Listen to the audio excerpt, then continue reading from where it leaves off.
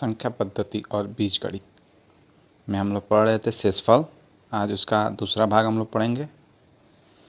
शेषफल यानी रिमाइंडर कैसे निकालते हैं, इसी के संदर्भ में हमारा आज का पहला प्रश्न रहेगा। Factorial 1 plus factorial 2 plus factorial 3 plus factorial 4 plus dot dot dot plus factorial 1000/12 का शेषफल हमें निकालना है, ज्ञात करना है। आइए हम इसे ज्ञात करते हैं। अब फिर हमारा अगला क्वेश्चन आप देख लीजिए, सेम वैसा ही क्वेश्चन रहा था। इस क्वेश्चन में भी इसको हमें 12 से डिविजिबल करना है और इसका रिमाइंडर निकालना है। सबका रिमाइंडर निकालना है, हम डिविजिबल का मान नहीं निकालना है, पहले ही बता दे रहे हैं। रिमाइंडर निकालना है, फिर जैसे हमने पहले किया था वैसे ही करेंगे। फैक्टोरियल 1/12 का रिमाइंडर प्लस फैक्टोरियल 2/12 का प्लस फैक्टोरियल 3/12 का प्लस फैक्टोरियल 4/12 का plus dot dot dot so on, आगे तक का भी निकालेंगे। पहले हम इतना ही निकाल लेते हैं, आगे से निकालते चलो। इसका रिमाइंडर 1 आ गया, इसका 2 होगा, इसका 3 2 या 6 तो 6 रिमाइंडर आ जाएगा, ठीक। और प्लस फैक्टोरियल 4/12, यहाँ पे जो रिमाइंडर आएगा 0 हो जाएगा, क्योंकि 4 3 या 12, इसमें जो भी आएगा इसका मान 12 का मल्टीपल होगा। अब इसके बाद जितने भी फैक्टोरियल आएंगे सब 12 के मल्टीपल में होंगे, इसलिए सबका रिमाइंडर 0 आता चला जाएगा, ठीक। अब हम इसको जोड़ लेते हैं, 6 7 8 9, 9 जो है इसका रिमाइंडर होगा, ठीक। सेम वैसा ही क्वेश्चन था जैसे पहले था। उसी संदर्भ में हमारा अगला प्रश्न रहेगा। Factorial 1 plus factorial 2 plus factorial 3 plus factorial 4 plus factorial dot dot 1000 factorial के अंतिम के 2 अंक हमें ज्ञात करने हैं। इसके अंतिम के 2 अंक भी हम आराम से ज्ञात करेंगे इस प्रकार। जैसा कि हमारा क्वेश्चन है, factorial 1 plus factorial 2 plus factorial 3 plus factorial 4 plus factorial 5 plus dot dot dot plus factorial 1000 या 1 लाख हो या कोई भी एक अंक दिया और फैक्टोरियल का ऐसा जोड़ दे और पूछे कि इसके इकाई का अंक ज्ञात कीजिए, तो हम कैसे ज्ञात करेंगे? क्योंकि हमें इकाई का अंक ज्ञात करना है तो हम इसको 10 से भाग दे देंगे। तो जो शेषफल बचता है इसको 10 से भाग देने के बाद जो भी शेषफल बचेगा वो जो होगा वो इकाई का अंक होगा। तो देखते हैं कैसे। इसको अगर हमें 10 से भाग देकर इकाई का अंक ज्ञात करना है, जो इसके इकाई का अंक होगा वो शेषफल, इसका शेषफल हम कैसे निकालेंगे? जैसा कि हमने पिछले वीडियो में देखा भी था, इस बार भी देख ले रहे हैं। शेषफल इसको हमें निकालना है, ठीक। तो हम निकालते हैं शेषफल। सबसे पहले यहाँ पे फैक्टोरियल, इसको हम तोड़ देंगे। शेषफल फैक्टोरियल 1 का, फैक्टोरियल 2 का, फैक्टोरियल 3 का, फैक्टोरियल 4, फैक्टोरियल 5 और जो भी है सबका एक 10 के रिस्पेक्ट में हम सबसे पहले रिमाइंडर निकालेंगे, शेषफल अलग अलग। तो फैक्टोरियल 1 का 10 के रिस्पेक्ट में उसको जोड़ेंगे, फैक्टोरियल 2 के 10 के रिस्पेक्ट में, फैक्टोरियल 3 के 10 के रिस्पेक्ट में, फैक्टोरियल 4 के 10 के रिस्पेक्ट में, फैक्टोरियल 5 के 10 के रिस्पेक्ट में और सो ऑन, ऐसे ही फैक्टोरियल 1000 हो, 1 लाख हो, 10,000 हो, कुछ भी हो उसका भी 10 के रिस्पेक्ट में। तो देखने में तो बड़ा लग रहा है लेकिन बड़ा है नहीं। वास्तव में फैक्टोरियल 1 का 10 के रिस्पेक्ट में जो आपका रिमाइंडर या शेषफल आएगा वो 1 ही रहेगा और ये 1 प्लस में रहेगा, तो यहाँ +1 रहेगा, ठीक। वैसे ही फैक्टोरियल 2 का 10 के रिस्पेक्ट में जो रिमाइंडर आएगा वो 2 ही आएगा, +2 में। प्लस फैक्टोरियल 3 का जो रिमाइंडर आएगा 10 के रिस्पेक्ट में वो या तो +6 आए या फिर -4 आएगा, दोनों में से कुछ भी लिख सकते हैं, +6 या -4।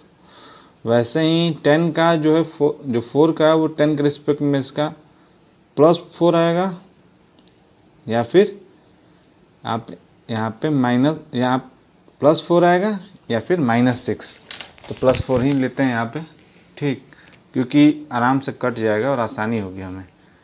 और फिर 5 का जो है रिमाइंडर लेंगे 10 के रिस्पेक्ट में, फैक्टोरियल 5 है, ठीक, ये सब फैक्टोरियल है। तो फैक्टोरियल 5 का 10 के रिस्पेक्ट में रिमाइंडर हमारा 0 आएगा, क्योंकि इसमें या जो भी आएगा ऊपर का अंक वो 10 के मल्टीपल में होगा, और मल्टीपल पे अगर होता है तो रिमाइंडर कुछ बचेगा ही नहीं, क्योंकि वो पूरा पूरा डिविजिबल हो जाएगा। और इसके बाद भी अगर कोई भी फैक्टोरियल के अंक आते हैं तो वो भी आपके 10 के डिविजिबल में ही रहेंगे, क्योंकि फैक्टोरियल 5 को अगर खोलते हैं तो 5 × 4 × 3 × 2 × 1, यहाँ पे 5 और 2 का मल्टीपल 10 होता है। 10 के मल्टीपल में आपका 4 × 3 हो गया। अब इसके बाद भी फैक्टोरियल 6 होगा तो यहीं पे 6 बढ़ेगा, 7 होगा तो यहीं बढ़ेगा, तो 10 के मल्टीपल पे ही रहेंगे। और इसको अगर 10 से हम डिविजिबल कर देते हैं तो एक पूर्ण संख्या मिलेगी, और होल नंबर मिल जा रहा है हमें, तो रिमाइंडर जो होगा वो 0 ही आएगा। इसका सबका रिमाइंडर 0 आएगा, इसका भी देख लीजिए रिमाइंडर 0 ही आएगा। ठीक, हमें रिमाइंडर ज्ञात करना, मान नहीं। अब रिमाइंडर देखिए, फिर यहाँ पे हम R लिख देते हैं रिमाइंडर के लिए, +1। अब इनको जोड़ देंगे, कि जोड़ है यहाँ पे, गुणा रहता तो गुणा कराते हैं। इस रिमाइंडर को इस रिमाइंडर को इस रिमाइंडर को इसको जोड़ेंगे तो कैंसिल हो जाएगा। ठीक, 0 हो जाएगा। और इसका 3, तो रिमाइंडर 3 होगा। या फिर अंतिम का अंक, इस संख्या को अगर हम जोड़ते हैं, ऊपर वाले को इन फैक्टोरियलों का जोड़ करते हैं, तो अंतिम का जो अंक, इकाई का अंक जिसे कहते हैं, वो 3 आएगा। ये हो गया हमारा आंसर। इसको एक बार और समझ लेते हैं कि जैसे कोई भी फैक्टोरियल का अगर क्वेश्चन दिया हो, कितना भी लंबा हो, और कहे कि इसके इकाई का अंक ज्ञात कीजिए, तो उसको ज्ञात करने के लिए सबसे पहले हम फैक्टोरियल को 10 से, संपूर्ण फैक्टोरियल के योग हो या गुणा हो, कुछ भी हो, उसको 10 से भाग कर देंगे, और प्रत्येक पद को अलग अलग करके उसका अलग अलग रिमाइंडर निकालेंगे। यानी फैक्टोरियल 1/10 का अलग से रिमाइंडर, 2/10 का, 3/10, 4/10, 5/10, ऐसे ही 1000/10,000/10 का निकाल लेंगे। इसका रिमाइंडर 1 आएगा, इसका 2 आएगा, इसका हम 2 कह रहे थे, एक -6, एक +6 या फिर -4। 3 का हम जानते हैं कि फैक्टोरियल 3 का मान 6 होता है। 6/10, 10 0 टाइम में 10 ही होगा, और 6, ये +6 इसका रिमाइंडर हो गया। या फिर हम रिमाइंडर को 10 माइनस +6, सही, रिमाइंडर +6 है, या तो 1 बार ले जाएं, तो 1 बार अगर ले जाते हैं 10 को, 10 1 = 10, तो -10, 6 - 10 क्या हो जाएगा, 6 - 10 = -4। ये एक रिमाइंडर हो सकता है। या फिर अब 0 टाइम ले जाते हैं तो 6 - 0 = 6। दोनों में से कोई एक रिमाइंडर आप लिख सकते हैं। रिमाइंडर कोई भी हो सकता है, जरूरी नहीं है प्लस में हो या माइनस में हो, तो ये रिमाइंडर हो सकता है। इसलिए आप यहाँ पे 6 भी रखेंगे तो भी मान वहीं आएगा, और अगर 4 भी रखते हैं तब भी मान वहीं आता है। ठीक, तो हम -4 इसलिए रखें क्योंकि ये आराम से डिविजिबल हो जाए इससे। तो रिमाइंडर जो भी नज़दीक हो, जो भी आपको आसान लगे सॉल्व करने के लिए, आप उसको लिख सकते हैं। ठीक, या तो माइनस में हो या तो प्लस में हो। तो हम रिमाइंडर ले लिए, उसको जोड़ दिए, तो हमारा 3 आ गया आंसर।